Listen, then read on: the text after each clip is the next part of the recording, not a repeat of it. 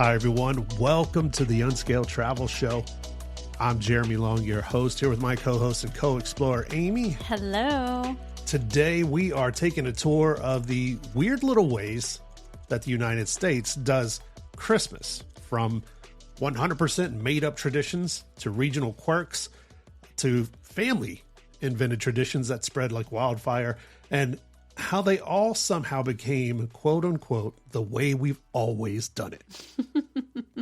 We have a selective memory here in the U.S., and sometimes we take things that are complete made-up marketing jargon and tradition, I guess sells, and we make it a tradition.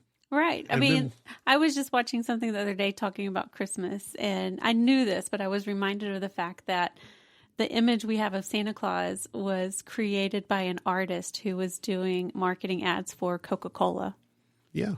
Just like in the 50s. Yeah. So before that, Santa he appeared differently. He was thinner. He wore blues and greens, and Coca-Cola was like, well, A, he needs to be red because that's the color. He needs to be wearing red because that's the color. Coca-Cola red. Yes. Yeah. And then, we want him to look jolly. And this artist created this image of Santa Claus. And now that's the image known around the world. Yeah. If you ask little kids to draw a picture of Santa Claus, they are going to draw him just like that Coca-Cola marketing. Right.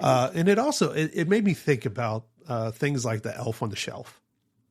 So a lot of people, and I don't know, is the Elf on the Shelf just a U.S. thing? It's got to be international by now, right? Now it may be international, but it definitely started in the U.S., right? Yeah. So the Elf on the Shelf, now people, if you ask them, and I remember talking to a friend not too long ago, and they're like, we've always done Elf on the Shelf.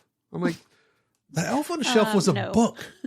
It was a book that came out in 2005, okay? Like, I'm old enough to be like, yeah, I remember the times before the Elf on the Shelf, right? But it was a book written by a mother and daughter, and it was based primarily on the stuff that their singular family did as like a little tradition growing up. I mean, and now people are like, oh, that's something we've always done. Right.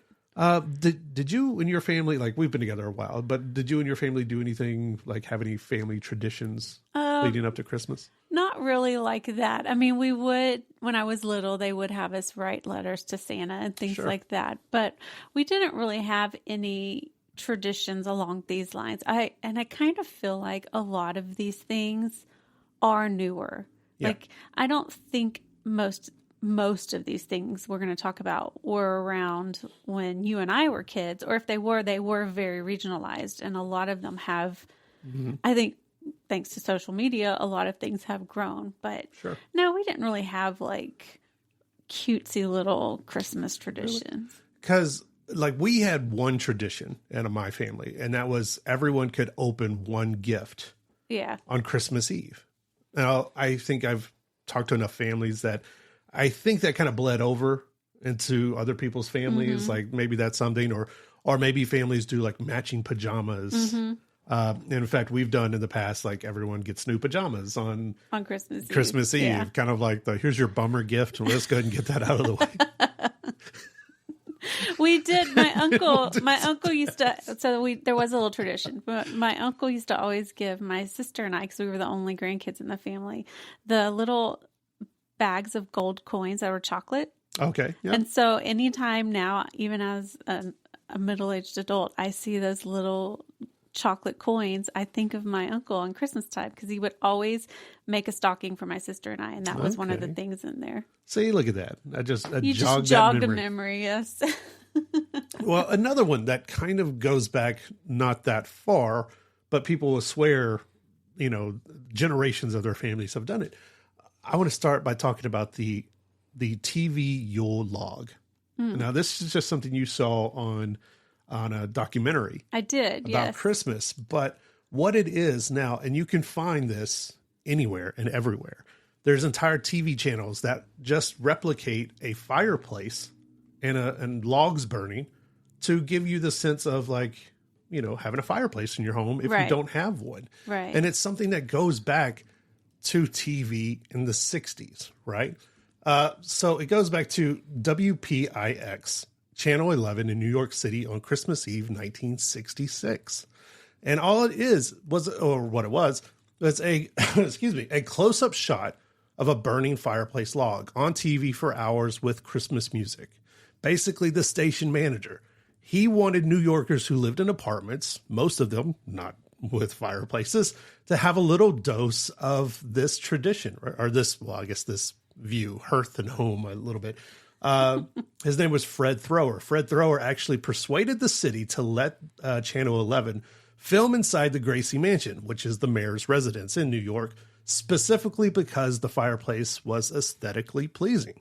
So they filmed, they set up their crew, and they filmed for hours, the log burning and all of that, and they cleaned up the ash afterwards so the mayor wouldn't get upset.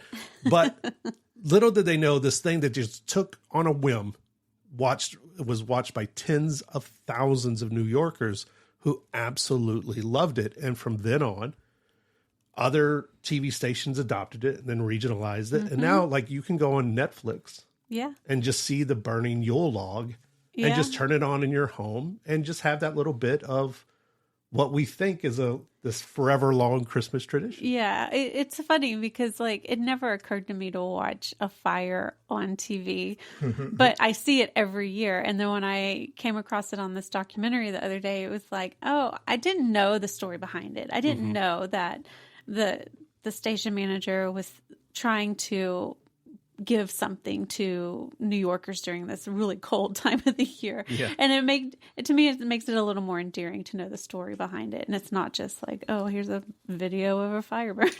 I see it all the time, and I've seen it for years, obviously, when Netflix put it on, and then other like cable stations would have it. Mm-hmm. And even, I believe, I want to say like NBC or somebody did it years ago in our area, and they would just be like, after tonight's news station, like for the next few hours until it's like Christmas morning or whatever, it's just going to be like the overnight instead of paid advertisement. And look, man, I grew up poor. Like, fireplace was like the epitome of fancy, right? So I never, it was a big dream for little Germ to have a fireplace.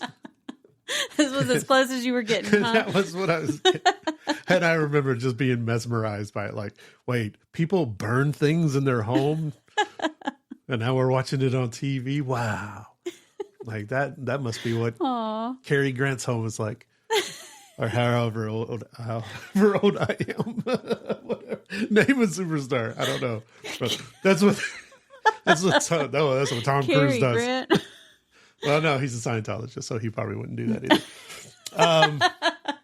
Another one that people, this one kind of goes a little bit further back, but it's still relatively young by history standards, right? And that's the Christmas pickle. I had never heard of this until, and I'm not even joking, like 2 weeks ago.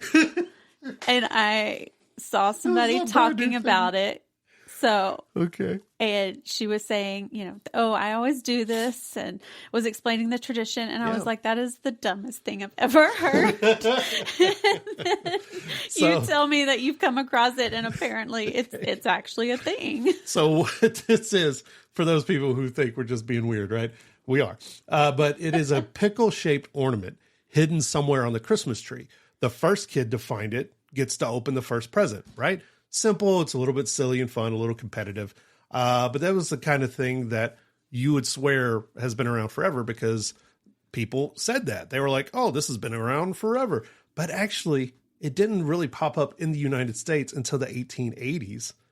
And it was through department stores wanting to sell German-type items, which included these ornaments.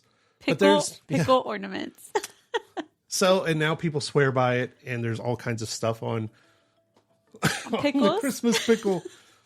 So if you want, you can open some pajamas. Hopefully we'll give you a new tradition. Open some pajamas, watch a TV log burn, and play hide the pickle. It's Unscaled Travel Show. Let's see in just a minute. Unscaled Travel Show is brought to you by Diamondback Land Surveying. For all your land surveying needs, contact Diamondback Land Surveying at 702-823-DBLS.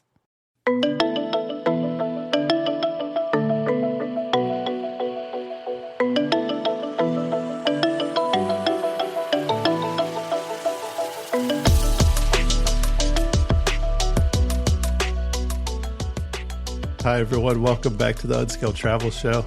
Jeremy Long here with my little elf, Amy. Hello. We're in beautiful Sin City, Las Vegas in the Diamondback Land Surveying Studios.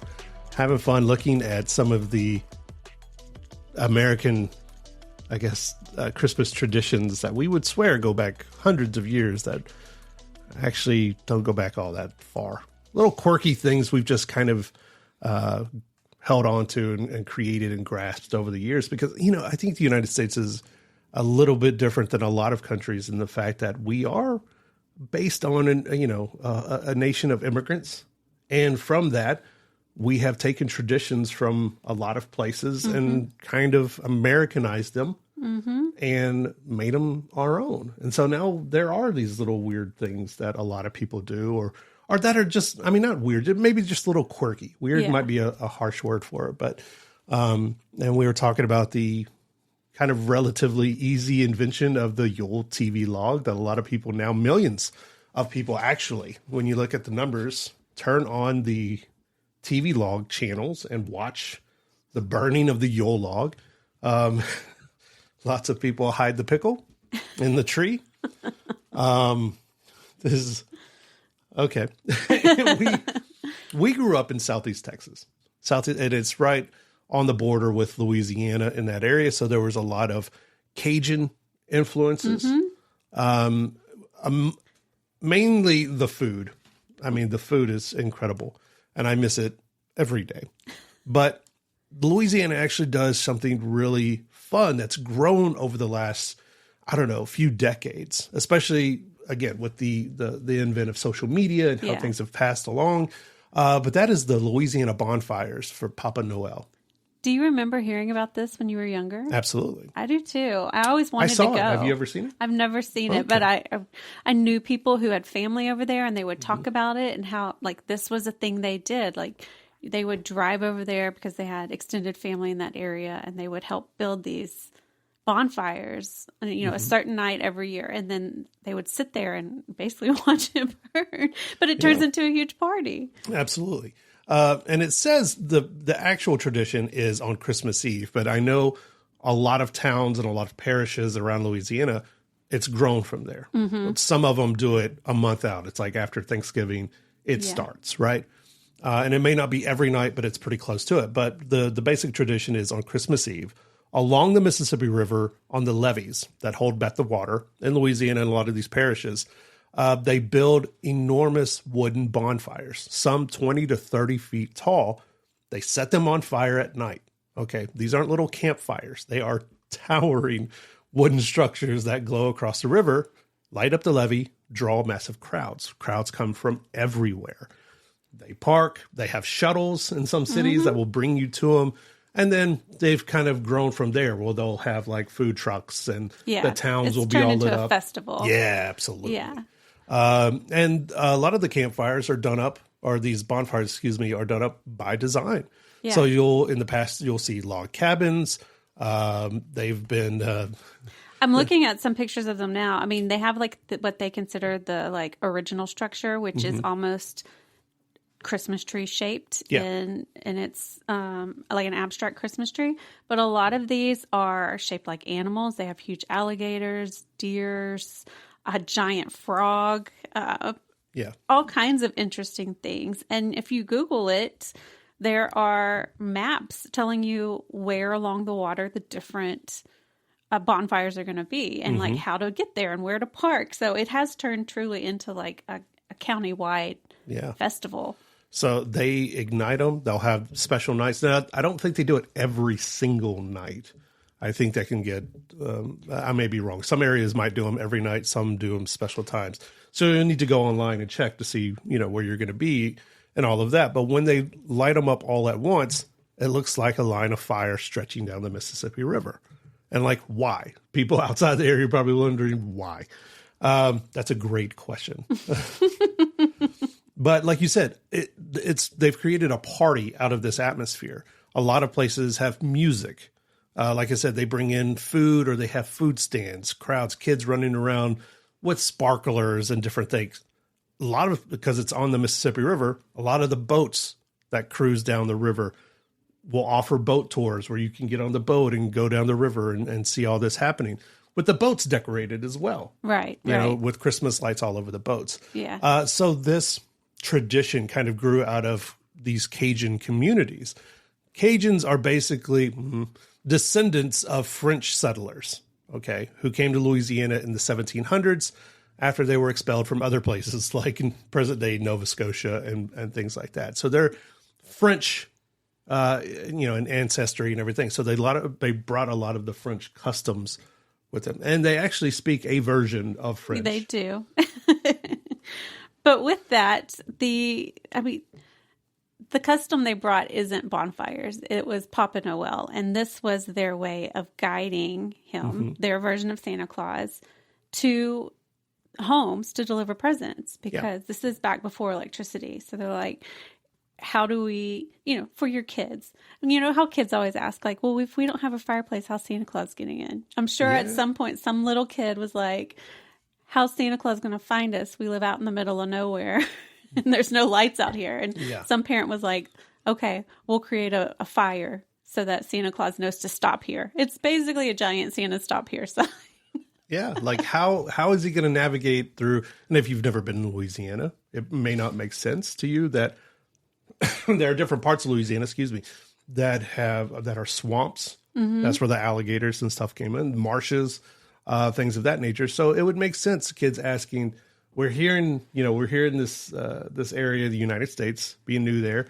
We're hearing about this Santa Claus. How does Santa Claus find us all the way out here in the swamps and everything else? Well, there you go. That's parents and communities just kind of adapting stories. Right. And saying, you know what, we're going to light a fire for them on Christmas Eve to let them know, because they didn't probably have fireplaces, and to guide them down the Mississippi River. And of course, Papa Noël, we will get into a little bit later, the creation of Papa Noël and who that is, and how he is so different than Santa.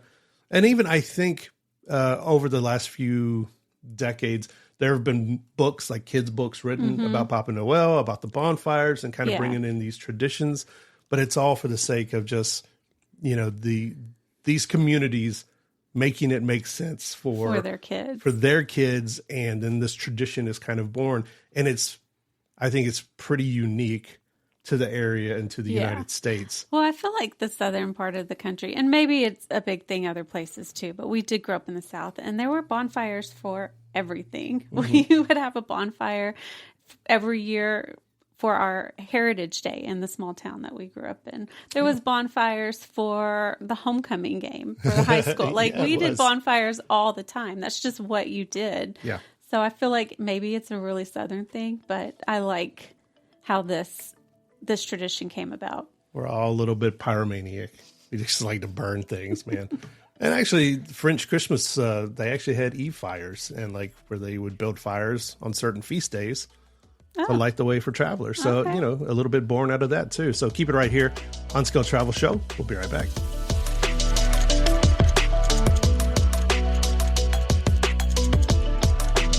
Unscaled Travel Show is brought to you by Diamondback Land Surveying.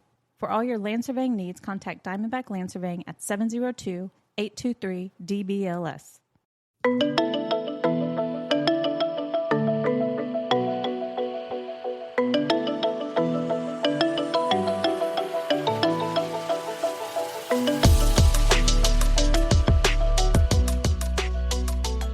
Hi, everyone. Welcome back to the Unscaled Travel Show. Check us out online, unscaledtravelshow.com. All of our past episodes, interviews, we put them all on like Apple Podcasts, and Spotify, all those wonderful places. You can check out everything we do. We're talking about some of these Christmas traditions that were born out of just little quirks here in the United States, because we do take a lot from the places that immigrant families come from, and our whole system is based on that. So we end up with some really unique things here. We've talked about the Christmas pickle, which is just my favorite thing. TV Yule log, the bonfires in Louisiana, which over the last, again, because of social media, it's become a favorite to go down. Some people chase Christmas markets. Some people go down to the Louisiana bonfires. And just real quick, if you do want to do that, and it is fun, but you need to get to the place you're going to view the bonfires pretty early. Traffic is known to back up for miles. Families set up chairs. There is like tailgating style food in some places. Just do your homework a little bit before you get there. Some cities, communities often offer shuttles and things like that. So, but it's one of those things. So Louisiana took this old French idea and kind of rebuilt it for the Bayou, which is a classic American style remix. And like, why? How did I think here in the United States, looking at most things, the Christmas holiday season became like this real big travel season. And that a lot more so than in other countries, at least at first. And it all kind of goes back to like post World War II, like a lot of things did. Okay. More families here in the United States owned cars. Roads were massively improved because we had the Great Depression here, and presidents put people back to work by making them build roads and highways. Our highway system was invented, in that time period. So freedom gave families, they weren't luxury items anymore. Cost came down on cars. So it became a way to kind of get out on the open road. The open road here in the United States was marketed that way. Yeah. It was freedom. It was fun. It was like start a family tradition. And so Americans kind of embraced that. So do you think that was the birth of like the Christmas town? Because like we've done a show previously, I think last year, talking about Christmas towns in the U.S. And it's a place like people now travel to Leavenworth, Washington, and all these different towns that like there's a town I can't remember called Santa Claus or something. And but like people now go to these towns because they are so over the top Christmas. I think at first it was, and this is just me guessing here. I'm going to guess that it was at first just word of mouth. Like people hitting the road and going to like grandma's, and grandma just happens to live by Leavenworth. And you go there and go, wow, their town, they string up the lights across the street. And it's probably definitely not as big as it is now. But like when you start seeing it and then you go home to wherever your boring place you're from and you go, man, Leavenworth, Iowa doesn't do anything. But do you think, okay. But the people there. But like we grew up in a town, and I wonder, I don't know, but we grew up in a town that always had a Christmas parade. Mm-hmm. And I think a lot of small towns do this. I don't know if parades are uniquely American or if this is a global I don't know thing. But like that was kind of what we did. We would have a tree in our little downtown area. But outside of that, the town didn't decorate for Christmas. Like, do you think some of these towns recognized the appeal of going over the top for Christmas and like, hey, we can boost our economy if we really lean into this? Like a lot of these are born out of marketing. Some of them, are born out of tourism. Like, oh, people like to come to our town in summertime. Why don't we get them here? And they always say, hey, it's a down season or whatever. And a lot of ski towns, and they go, well, we have the white Christmas. So why don't we bring in the Santa Claus and ship in a couple of reindeer, or at least staple some horns to some regular deer's heads? Don't do that. I'm just kidding. And like get people here, and we'll do it up big, and we'll have the tree and all of that stuff. Yeah. Where maybe other towns didn't really have that. And now all of a sudden you have a destination town. And that's just me totally guessing. But before social media, that's kind of how it was. Like people told you, like they started this tradition here in this town, but it's really fun because we all go out and we get hot cocoa and watch the tree and Santa and all this other stuff. So is it tradition or is it marketing? I think it's a little bit of both. I think it's a little bit of both. I tell you, in some different areas, and this, I don't know where it first started. I think in Maine, but I know at least in a few areas like Maine and Colorado. Now there are days where you can go hit the slopes and see hundreds of people dressed in Santa attire skiing on certain days, and they're usually raising money for events, for good charities and things of that nature. But hundreds of skiers, all dressed as Santa from head to toe, all over the slopes at the same time. But just seeing this can be, if you're not used to it, like we don't have mountains where we grew up or anything, but seeing hundreds of Santas and everyone like Santa's in line at the lift and all of that, the news coverage and social media, you start seeing it all the time, every year now. I think that's grown, these like Santa costume events, because here in Las Vegas, every year we have the Santa run, and it's not true. a full marathon, but it is a race, and I do think it's for charity, and they always talk about it on the news. There's photos and video of it all on social media, but I feel like this is one of those things that's growing. Like, oh, let's have an event and have everybody dress up as Santa Claus. Yeah.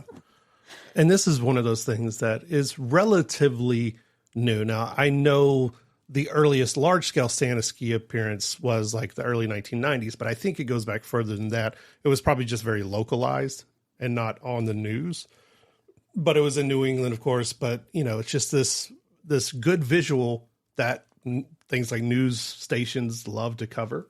Mm-hmm. So when they put it up there, all of a sudden word spreads. Oh, man, you got to come to our town because on this one day, 300 people, 400 people dress up like Santa Claus and they all go skiing at the same time. It's probably like the start of the season. It's like their official kickoff. Something like that, man. But can you imagine?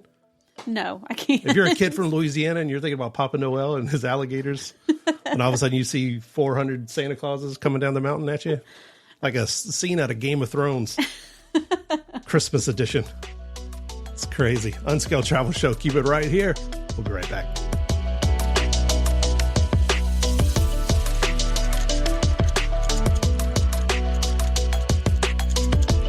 Unscaled Travel Show is brought to you by Diamondback Land Surveying. For all your land surveying needs, contact Diamondback Land Surveying at 702-823-DBLS.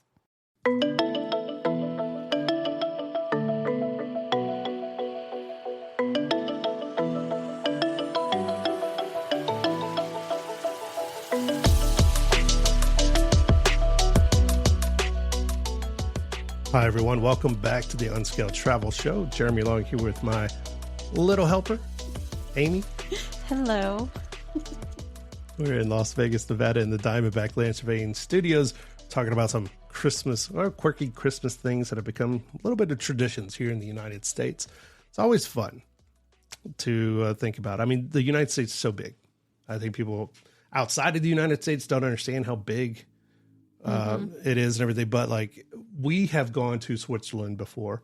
We have chased Christmas markets through a few different countries, and we can hit 4 different countries in one day and saw all kinds of different Christmas markets.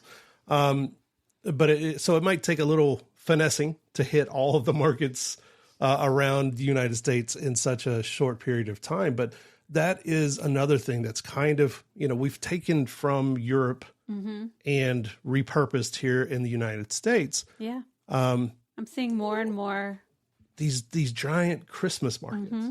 I know towns like Chicago.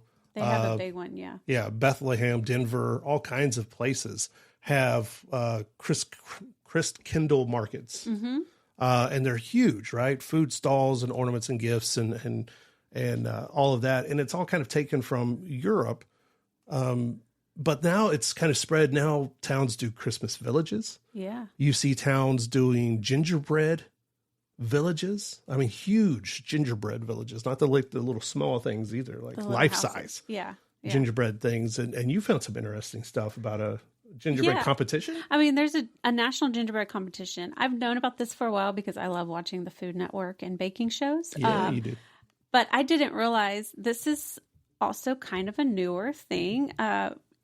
It happens every year in Asheville, North Carolina. It started in the 90s, actually, but it is a national gingerbread house competition. So you have to build a house. It has to fit on a certain space, so it can't be larger than 2 feet wide by 2 feet wide.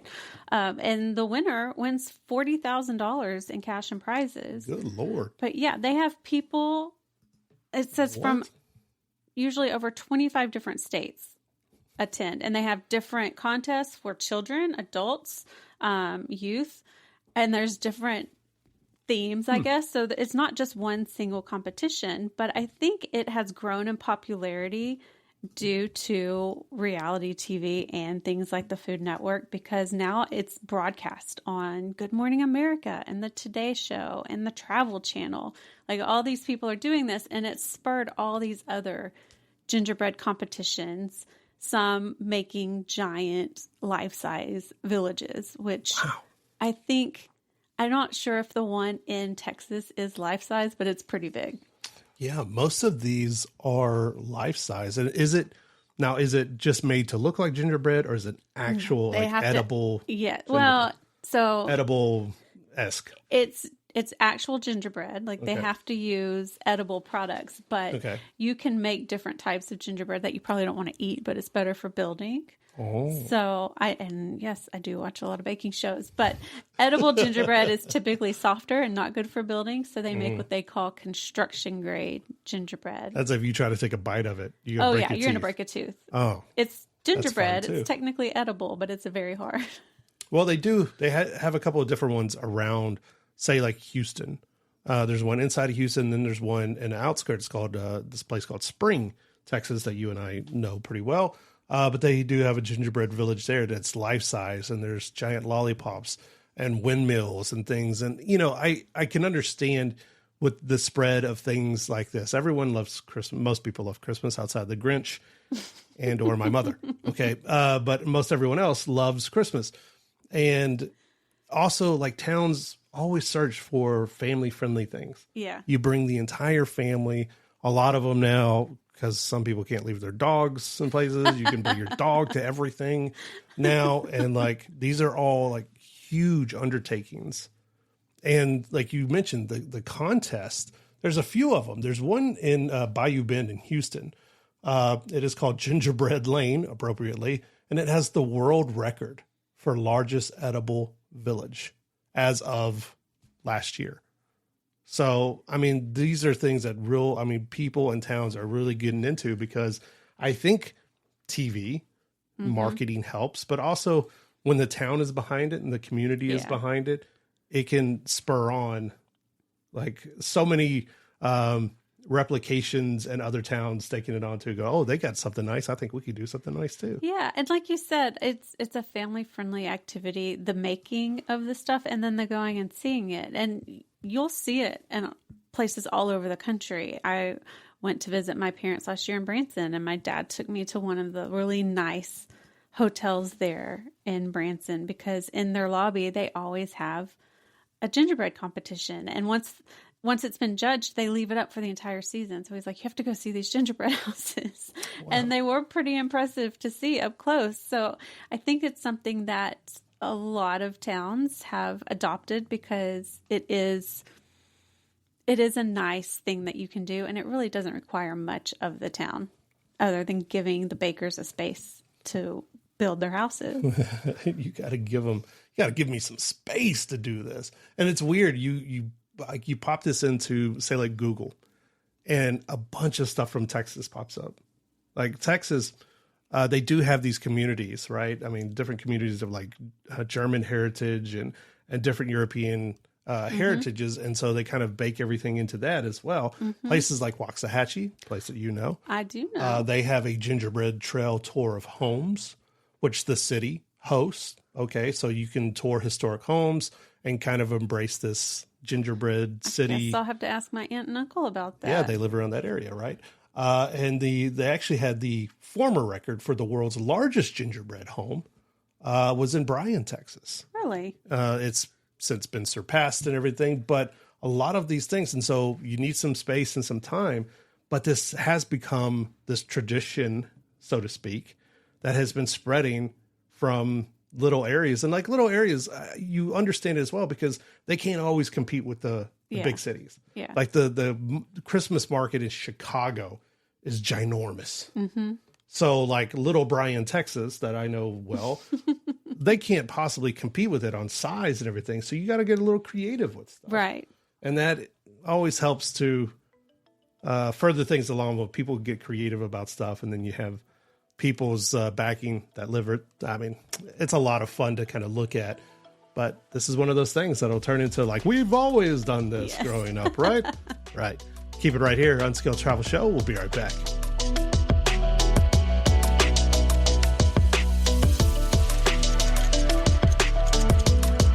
Unscaled Travel Show is brought to you by Diamondback Land Surveying. For all your land surveying needs, contact Diamondback Land Surveying at 702-823-DBLS. Hi,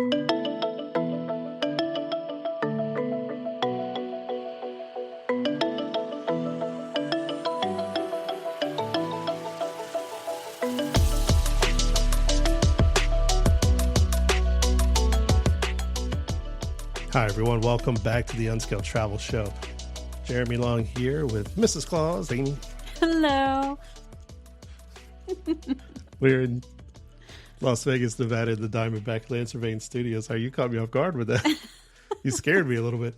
We're talking about quirky traditions here in America. Well, quirky things in America that have become traditions, all centered around Christmas. It is a very unique place. I know Americans are kind of obsessed with going to Europe for, I don't know, Christmas markets and things, but a lot of people love coming here because there's such a wide variety of weirdness that you can get behind. That is true.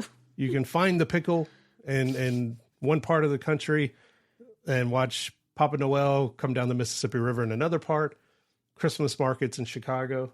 Out west, I think we're going to talk about, they have tumbleweed Christmas trees. Yeah.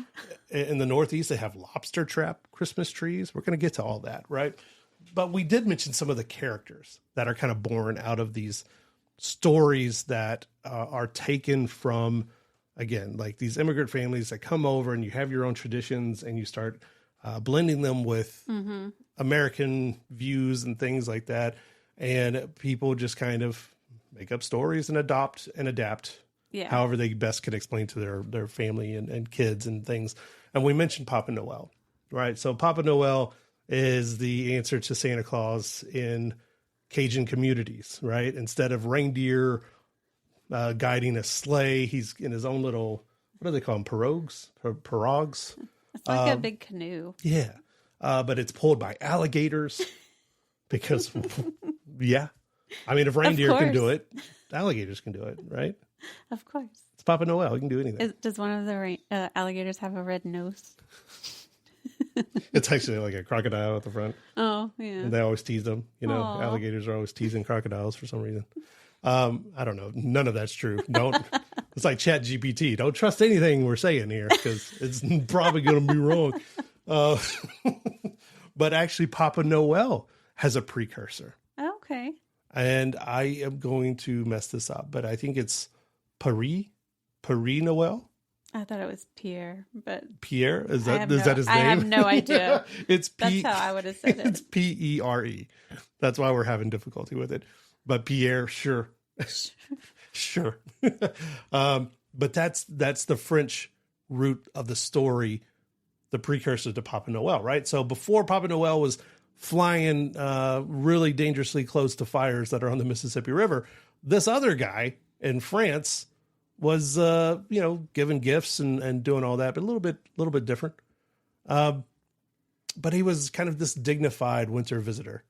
He was often depicted in long robes and like he was very benevolent. So more in line with like traditional Santa than say Papa Noël, which almost feels like a little Christmas character. Yeah. Or a little cartoon character. I feel like Papa Noël took that and then it's like, how can we make this Cajun? Like we want to put a quirky twist on it. And I feel we love our Cajuns, but they kind of do that. They take something that's common everywhere else and they're going to put a little spin on it to make it their own. And so, let's take this dignified European man who gives gifts and put him in a canoe pulled by alligators and, light the way with bonfires. Why not? And he hands out gumbo to people. Like whether you have a bowl or a pot or not, he just some etouffee. Some boiling hot etouffee in your child's hands. What does he give if you're a bad kid? I don't know. This is a bad thing. I don't know. All their food is delicious, so it wouldn't be food. Certainly not crawfish. Crawfish shells. Oh, okay. Just the shells of them.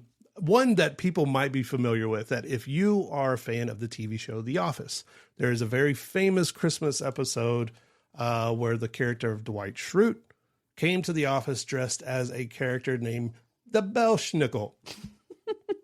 The Belsnickel is a grumpy inspector of Christmas behavior, and I am not joking here. So they did a pretty accurate representation of this in the TV show. Basically who he is. He is a fur-wearing, soot-covered, switch-carrying figure who visited homes before Christmas, whereas Santa would judge you from afar, good list, bad list. The Belsnickel showed up at your house. Oh. He showed up at the house ready to switch them children. There's a lot of these traditions that go back to smacking kids. This feels very Krampus-like. Yeah, very Krampus-like. Krampus adjacent. Yes. They both like to switch children. It says he's an inspector of Christmas behavior, but he really, what did he do for kids with good behavior? So he asked the kids, he would come in and talk to the kids. You know how you let strange men into your house to talk to your children? Well, he would do this. He would come into your house and basically make the kids prove that they were good. I don't know how they did it. Prove? He would test their manners. Oh. Yeah. Okay. And then he would reward good behavior with, candy or nuts. Interesting. And he swatted bad behavior with a switch. Often symbolically, sometimes not. So I've never heard of this. I've watched The Office, but I've never seen this particular episode. But it sounds, A, hilarious, but B, like something I'm sure as parenting got a little more, how do I put this? Gentle? Gentle. That's a good way of wording it. That this character would no longer be welcome in the home. Yeah. So a lot of families, as Santa became more commercialized, he was the gentler, kinder, and kids weren't afraid to be smacked around, right? I'm not going to hit you. I'll just give you coal. But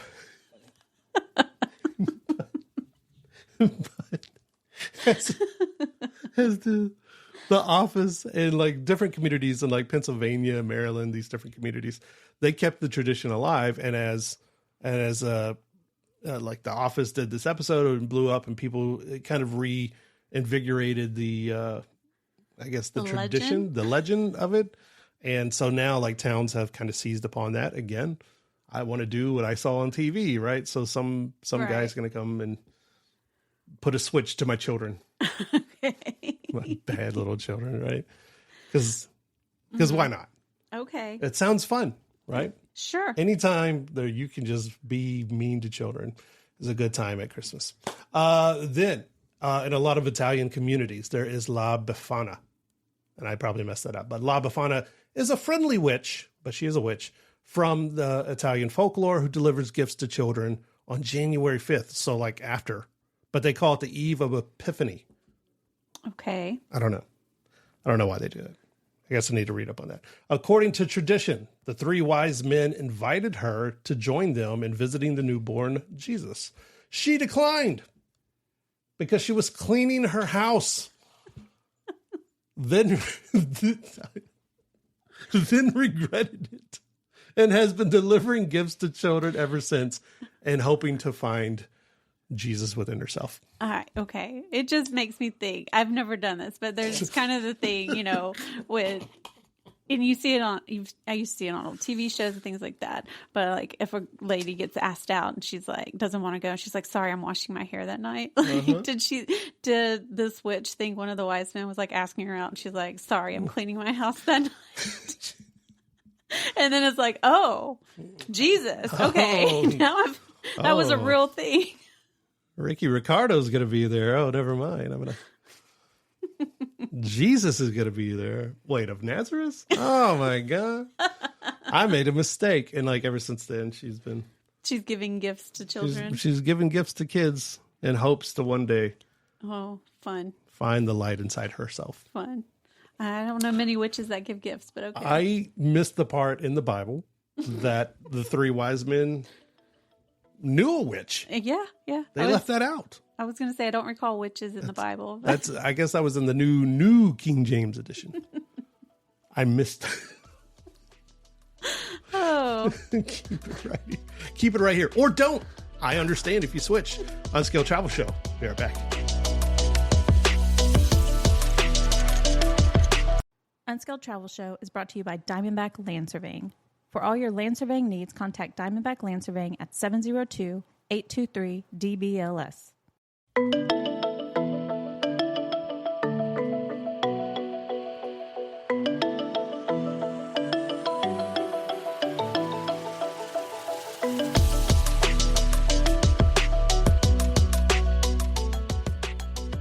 Hi, everyone. Welcome back to the Unscaled Travel Show. Jeremy Loewen here with my favorite little elf, Amy. Hello. We are in beautiful Sin City, Nevada, in the Diamondback Land Surveying Studios. Hopefully giving you a little bit to laugh about. Christmas comes in all shapes and sizes. And I think the best thing to remember out of this episode is that, I think not only here in the U.S., but everywhere in the world, we build Christmas out of whatever's around. And, that makes for, I think, a more interesting story down the road, even after we claim these things to be long-held traditions, even though they were invented 5 years ago. And that's totally fine. But, you call it tradition because it's something that you do over and over, but every tradition has to start somewhere. Sure. I started something when our kids were little, and now it's kind of a tradition. Yeah, we don't get our children Christmas presents. That's the tradition. We do. Okay. But I don't put labels on them. I assign each kid their own kind of wrapping paper. And so everything in the red wrapping paper is for our son, everything in blue wrapping paper is for our daughter, or the ones with snowflakes are for him and reindeers are for her. So it's just kind of a fun way to identify their presents without reading labels. And now it's become a tradition. We do it every year. Yeah. And they don't know what their wrapping paper is until Christmas Eve, but it's always fun with them guessing which one they think is theirs. Yeah. And there's small things that people do that become a tradition. A lot of people drive around and look at the Christmas lights. Some people, we've talked about pajamas in the past and things of that nature. And I think it's just, you create tradition out of whatever. Yeah. And I think the important message is do it together and you'll have fun. And, when you open yourself to other people's weird things, whether it's pickles, whether it's a Cajun guy With in a canoe alligators. with alligators flying around, or a witch who said no thanks to meeting Jesus. All of that can be a brand new thing. And in true spirit, the Christmas tree, right? If we were to go back a few years, most people didn't do Christmas trees. They weren't really a thing a couple hundred years ago. It was definitely something that was adopted over time. In fact, do you know when the first Christmas, like the string of Christmas lights, was invented? I do not. 1882. Really? There you go. Has something to do with Thomas Edison, but he probably stole that idea too. He stole a lot of things. So anyway, regional Christmas things that we have talked about today. Put them on your map. Go out, check them out. So now we're going to talk about Christmas trees that come in all shapes and sizes. Now, there are the famous ones like the Rockefeller Center tree that is lit up in New York. I think in our one episode, we talked about a tragedy that bore a Christmas tradition in Boston, tragedy in Canada where something exploded. And the people of Boston helped out the people of Nova Scotia by sending medical supplies and raising money to rebuild the town. And in turn, Nova Scotia started sending a Christmas tree to them every single year. Right. So something born out of tragedy. But then there are more exotic things, like in New England. More and more towns are adopting lobster-trap trees. I love it. I love that people have decided, a tree doesn't have to actually be a tree. We're going to make a tree-shaped structure out of whatever. And they're like, here we do a lot of lobster fishing, I guess. And that we have all these accessible to us. So let's make a tree. And now it's a thing. They do this every year. It's grown, like you said. And if you Google it, you will see so many pictures of lobster trap trees. And they're actually really pretty. Absolutely. And these are not very small things. These are towering Christmas trees made entirely of stacked lobster traps. So decorated with buoys and lights, wreaths. They do competitions where they have like handmade ornaments painted by local school children and things like that. So it is like this big community thing that has spread over the last decade and a half, 2 decades through all of these towns. And people all kind of say the same thing, like, why weren't we doing this before? Right. I mean, you know, lobster traps and everything is decidedly a New England type thing. Mm-hmm. So why is it taking us this long? But now that they're doing it, who usually builds them? Fishermen, harbor masters, civic groups. And again, most of the times they get the kids involved. So it is like this family function that you can go check out. It's really neat looking. Right. Well, there's another one that you were telling me about not too far from us in Arizona. And I think this is my favorite one. Yeah. They build their tree out of tumbleweeds.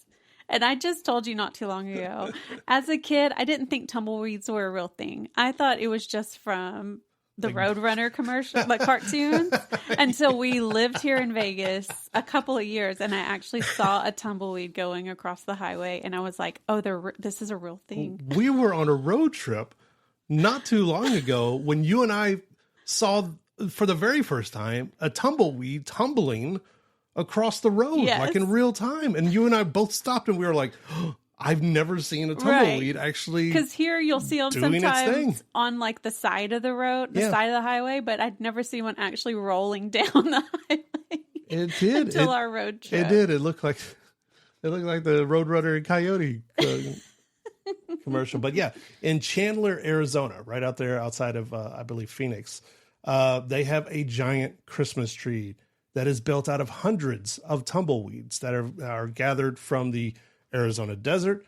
They're usually painted white, wired together, covered in glitter and lights. It looks exactly like something Dr. Seuss would create if he lived off of I-10 in the Southwest. They are decidedly the only place where you can see a true tumbleweed tree. And every year it gets bigger and bigger. And the city actually has a lot of history. They started building it in 1957. They usually about 30 feet tall and everything. Let me pull up this facts real quick about the tumbleweeds, because I thought this was funny. The tree's average size is about 33 feet tall, 18 feet wide at the base.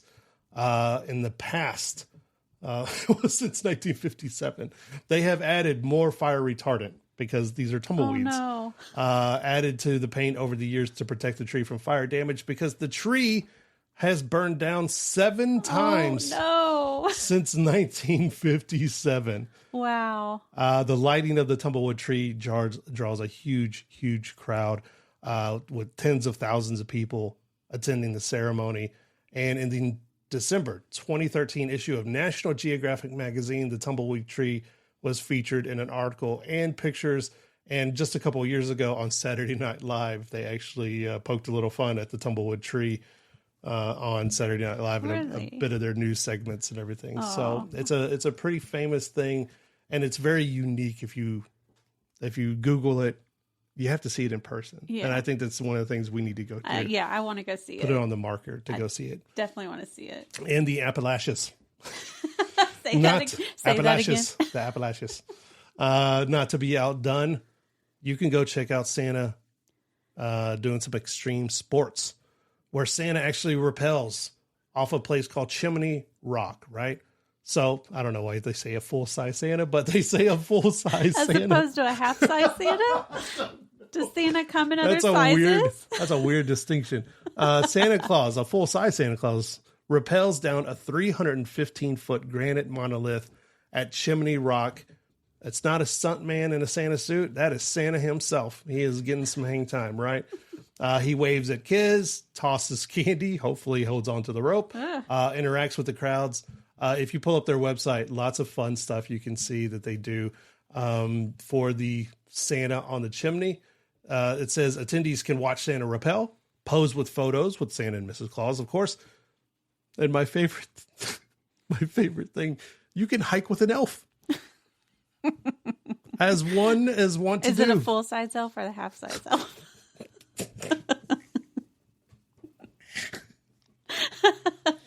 When did it start?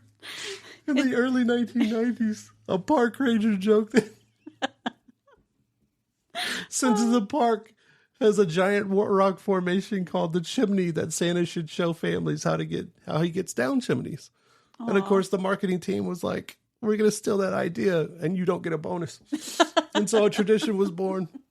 A half size out of elf marketing. or a full-size I elf. think that's what it all comes back to. It all comes down all to, these traditions are out of marketing. why is he known as a full-size Santa? But you could hike with an elf. And you've seen some more other ones. You can just Google and find all kinds of fun stuff. I'm going to get in trouble if I keep laughing. So, weird, fun, quirky things that have become traditions in the United States. And I'm sure you can find your own, make up your own. Why not? Anything goes when it comes Christmas time, as long as you're with family, right? Unscaled Travel Show. We will see you guys next time.